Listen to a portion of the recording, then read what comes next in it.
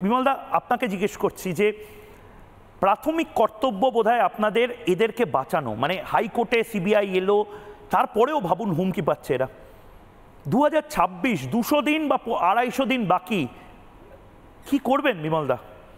ময়ূক, আমি আমাদের দায়িত্ব দায় কোনোটাই অস্বীকার করি না। এই মুহূর্তে পশ্চিমবাংলার মানুষকে, বিশেষত হিন্দুদের যদি বাঁচাতে হয়, সেই বাঁচানোর দায়িত্বটা ভারতীয় জনতা পার্টি নিচ্ছে এবং নেবে আগামী দিনে। কারণ সন্দেশখালী বা অতি সম্প্রতি মুর্শিদাবাদে যা যা ঘটেছে তাতে একটা বিষয় স্পষ্ট হয়ে গেছে যে যারা এই সরকারটা চালাচ্ছে তারা ক্ষমতায় থাকার জন্যে যে কোনো জেহাদি শক্তি, যে কোনো দেশবিরোধী শক্তিরও সঙ্গে হাত মেলাতে পারে। তারা একটা মিনিট দেরি করবে না, কারণ তাদের এখন লক্ষ্য একটাই, ক্ষমতায় থাকা, যেভাবে হোক বেঁচে থাকা। প্রশ্ন হচ্ছে এই পশ্চিমবাংলায় তথাকথিত, একটু আগে তুমি যেটা বললে, ওই বাবাবু প্রাণী বাঙালি বামপন্থী বুদ্ধিজীবী, তাদের কাছে বললে না যে ওরা তো বলতো তো বিজেপি মার খাচ্ছে, ঠিক এই কথা ওরা বলেছিল 2021 সালে। তার আগে যখন ওই নো ভোট টু বিজেপি ওয়ালারা, জানি না কত পেমেন্ট ওরা পেয়েছিল, কারণ যখন 2021-এর পর বিজেপির লোকগুলোকে মারধর করা হচ্ছিল, বিজেপির হাজার হাজার লোক, লক্ষ লোক হয়তো পশ্চিমবাংলা ছেড়ে পার্শ্ববর্তী রাজ্যে সব আশ্রয় নিয়েছিল, কেউ আসামে, কেউ বিহারে, কেউ উড়িষ্যায়, কেউ ঝাড়খণ্ডে। তখন এই নো ভোট টু বিজেপি ওয়ালারা কোথায় ছিল? তাদের মধ্যে কেউ তথাকথিত হিউম্যান রাইট অ্যাক্টিভিস্ট, কেউ এই ধরনের কাজ করে রাজ্যসভায় ঢুকে গেছেন, কিন্তু এদের প্রত্যেকেরই লক্ষ্য একটাই, বিজেপি যেন ক্ষমতায় না আসে। আমার প্রশ্ন হচ্ছে 2021 সালে যখন বিজেপি কর্মী সমর্থকরা মার খাচ্ছিল, এই তথাকথিত হিউম্যান রাইট ওয়ালারা ছিল কোথায়? তাদের যদি বিজেপির প্রতি কোনো ভালোবাসা না থাকে, আমারও ওদের প্রতি কোনো ভালোবাসা নেই, এবং আমি অদ্ভুত হয়ে যাই, আমার ঘৃণা আছে। বিমলদা, আমি অদ্ভুত হয়ে যাচ্ছি, আমার অবাক লাগছে। এই রাজকুমার মণ্ডলের চোখে গুলি লেগেছে, তাকে তার চোখের সামনে, মানে যে সাইকোলজিক্যাল ট্রমার মধ্যে দিয়ে গেছে।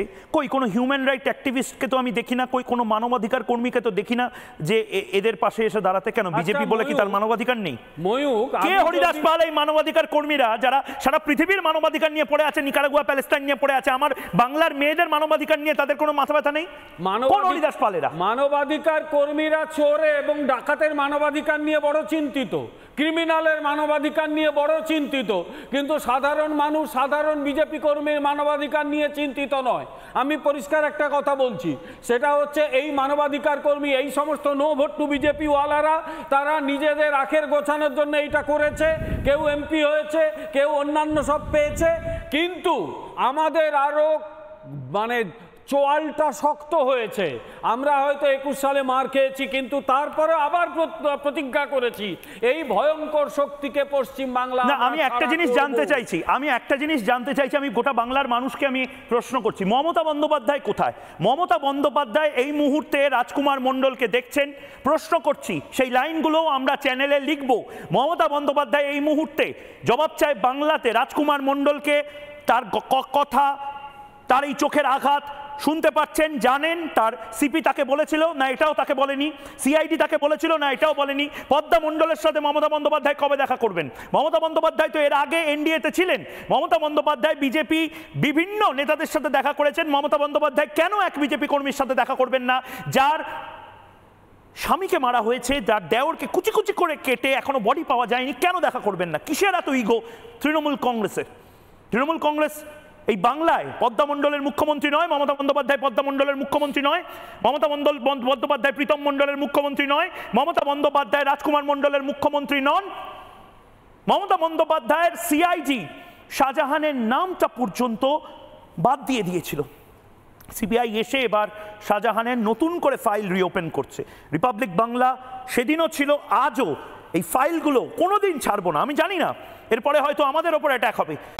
নানা ধরনের কন্টেন্ট দেখার জন্য লাইক করুন, শেয়ার করুন আমাদের ফেসবুক পেজ, সাবস্ক্রাইব করুন আমাদের ইউটিউব চ্যানেল। পাশাপাশি অন্যান্য ব্রেকিং নিউজের জন্য অবশ্যই চোখ রাখুন রিপাবলিক বাংলায়।